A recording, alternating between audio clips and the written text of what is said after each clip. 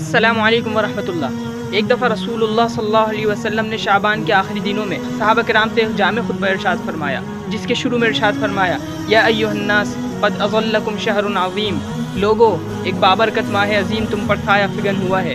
یعنی ہم سال کے 11 مہینے عداوتوں، خود غرضیوں، نافرمانیوں، نفرتوں اور گناہوں کی دھوپ میں رہتے ہیں، اور ماہ رمضان کی صورت میں اللہ پاک کی طرف سے مغفرتوں، بخششوں، رحمتوں، برکتوں، عظمتوں اور نعمتوں کے بادل سایہ فگن ہونے جا رہے ہیں۔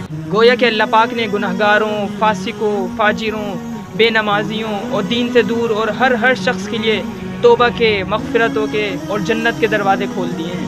اس مہینے میں گناہ چھوڑنا بہت ہی آسان ہو جاتا ہے اور نیکیاں کرنا اس سے بھی زیادہ آسان ہو جاتا ہے۔ تو کیا آپ یہ نہیں چاہیں گے کہ اس رمضان سے اپنے آپ کو بدل ڈالیں، معافی مانگیں ہر اس گناہ سے جو آج تک کرتے آئے ہیں، اور دل سے تسلیم کریں ہر اس حکم کو جو اللہ اور اس کے رسول صلی اللہ علیہ وسلم نے ہمیں دیا ہے، اور اب کی بار ہم صرف ایک مہینے کے مسلمان نہ بنیں بلکہ سال کے 12 مہینے رسول اللہ صلی اللہ علیہ وسلم کی تعلیمات ہماری گفتار و کردار، اعمال و افعال اور اخلاق و کردار میں ایک شمع کے مانند روشن رہے۔ تو کوشش کریں گے نا انشاءاللہ۔